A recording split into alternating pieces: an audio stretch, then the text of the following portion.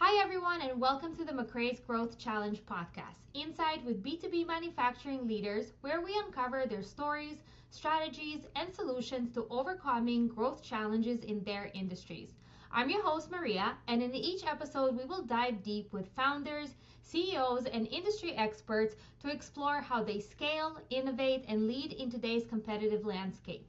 So let's get started. Today we have Armand from E-XTEQ. Nice to meet you. How are you today? Thank you for having me. Nice to meet you as well. A short introduction on my side. My name is Armand Barolari. I'm a marketing manager at E-XTEQ LLC. For those who don't know, E-XTEQ LLC is a global company that designs and manufactures battery testers, chargers, dischargers for 12-volt batteries and also electric vehicle batteries. We have a broad specialty. We have it's a French-based company. Our headquarters are in Paris, France, but we also have subsidiaries in China, Taiwan, Mexico, and also in our subsidiaries here in the United States in Michigan. We are fairly a new company, only 10 years old company, but we have a broad experience when it comes to technical and engineering. From our engineers, we develop software-driven products, let's say testers and chargers. They're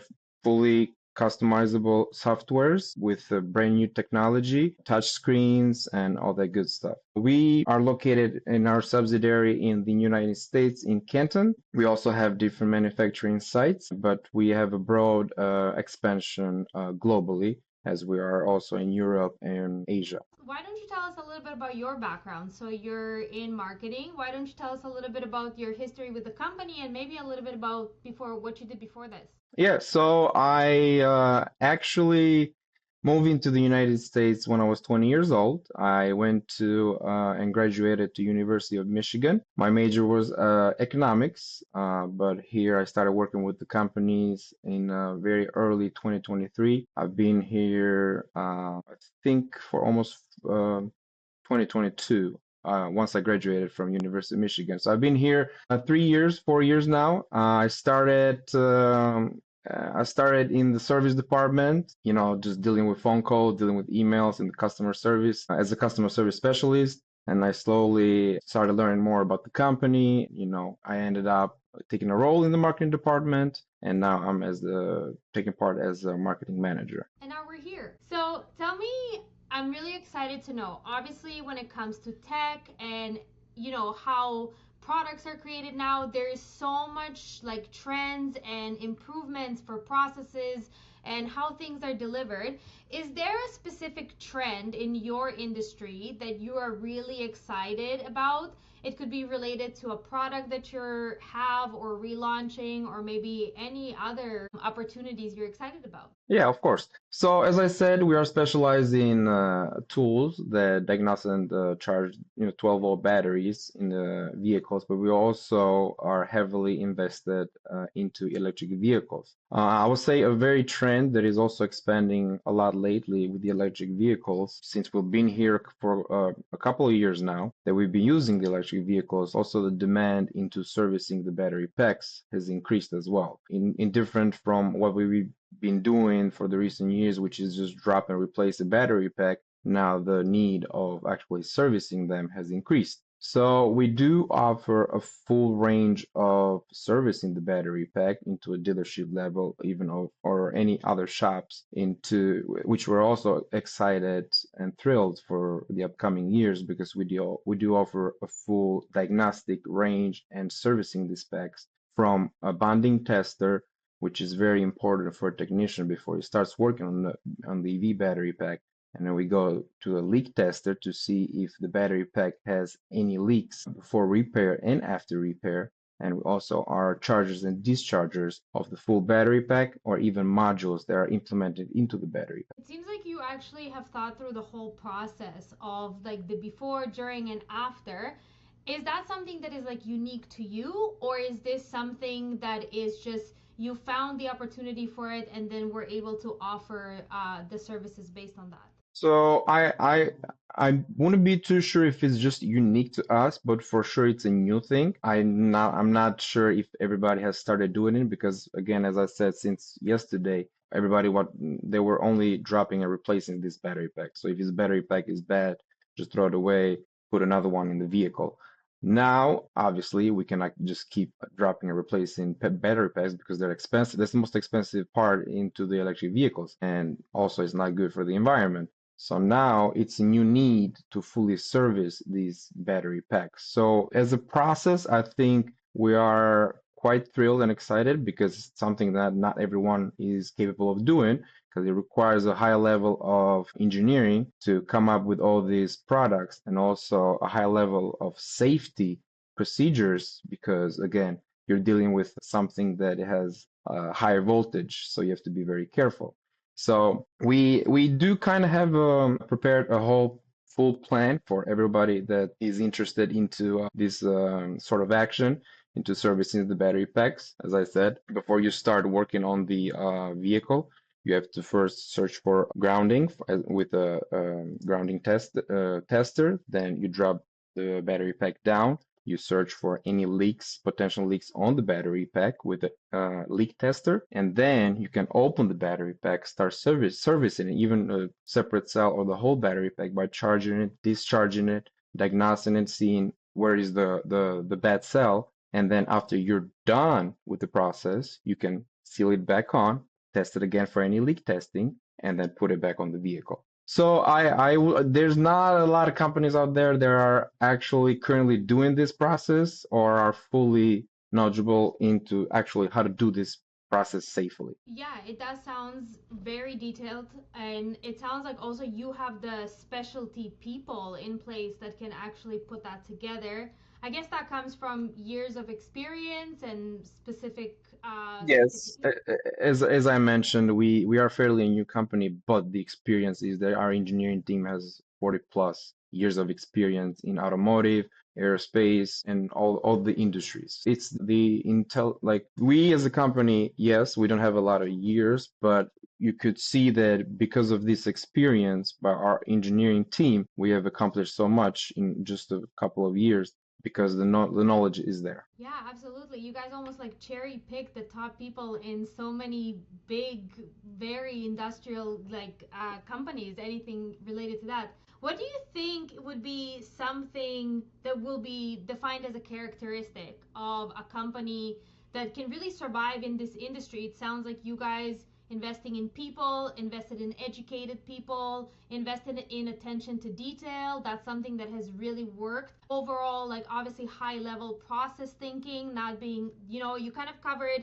from the top and the bottom. What do you think are some other characteristics that will set apart companies in this industry? So it's our vision and our core values that we so much focus on. We empower our customers. So basically, we listen to and understand every needs that our customers have and implement those needs into our products so they can better serve our customers. We also have a high level of team culture in our company. We help each other out and we try to understand and what's the better action so we can have a culture with us, not just internally, but also with our customers, so they can understand that this is an environment that is trying to help them on whatever they might need. And it's, as I said, the X factor of our company, which is our brilliant engineering team, is just basically our core values. We cherish and we focus on them, and we apply our business according to those core values. And okay, so if I was to play, let's say, devil's advocate, and I wanted to talk a little bit about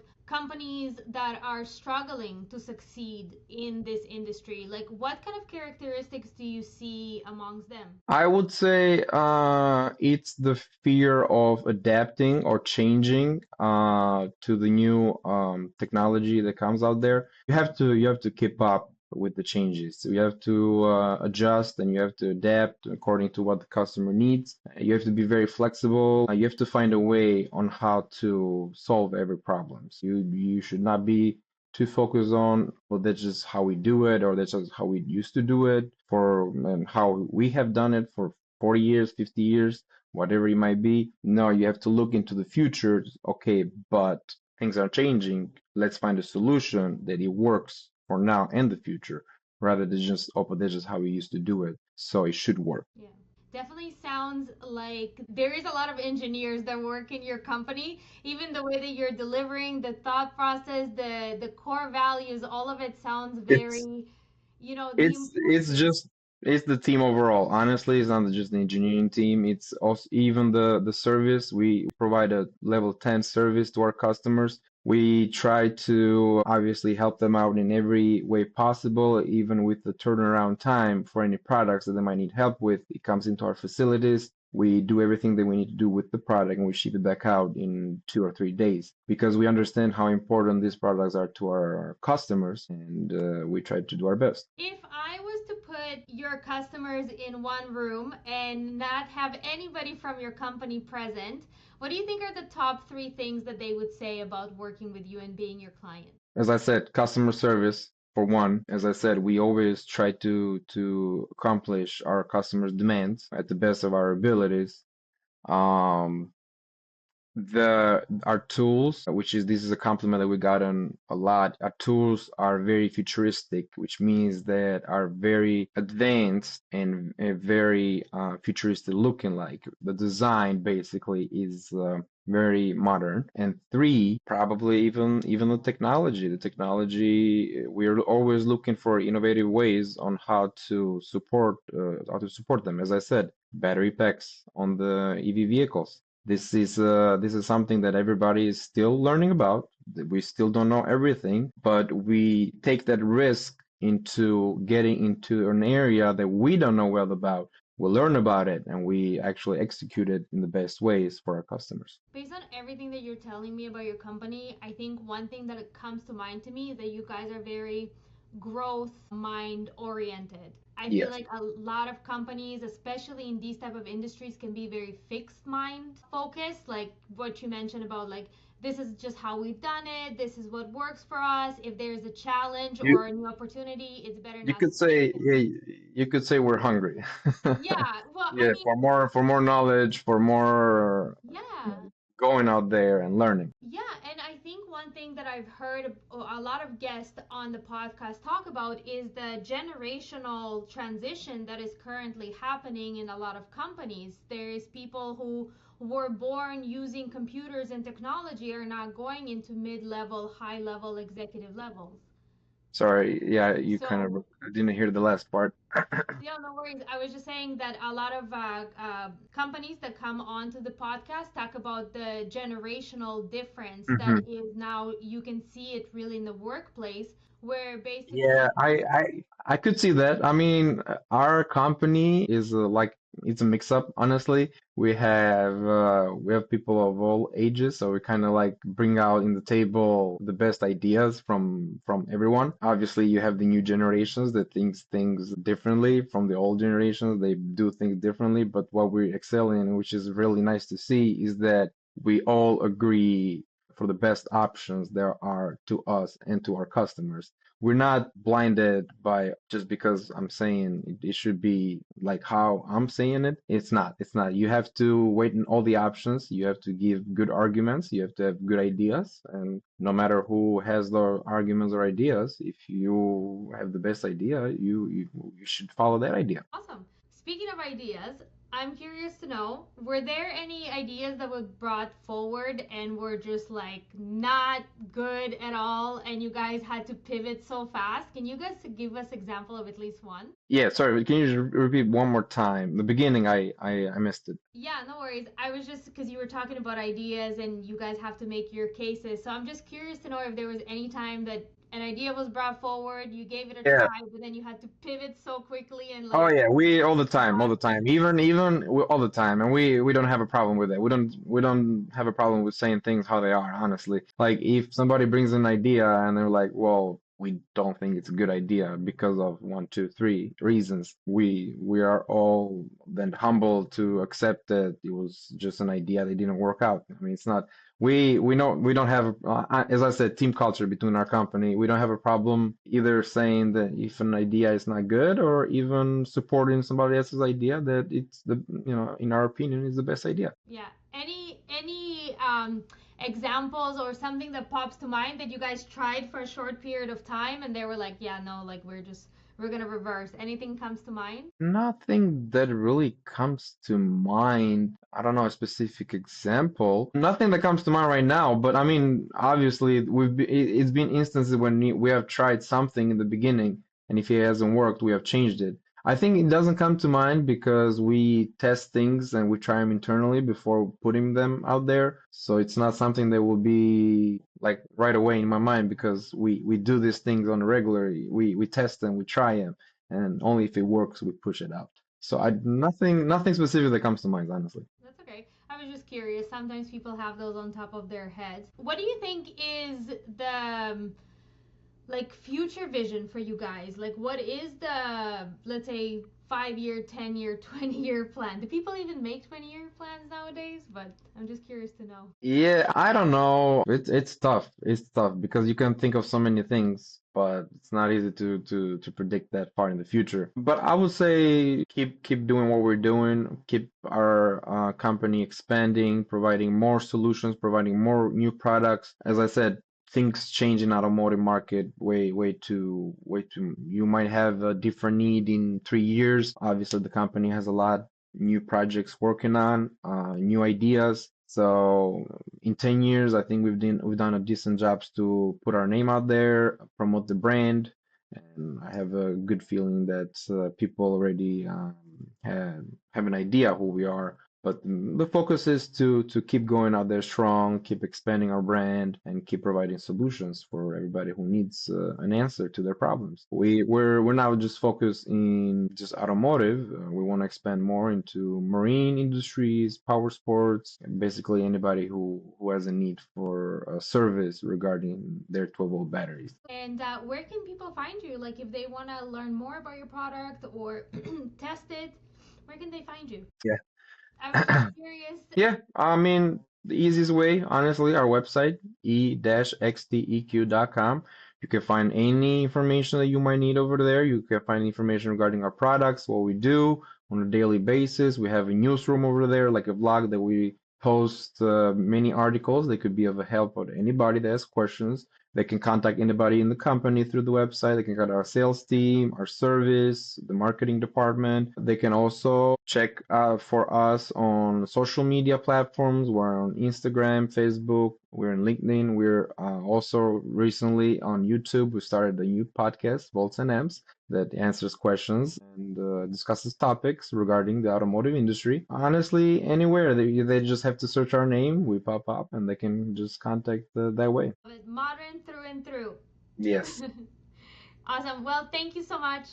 thank you. Okay, have a good one. Bye bye.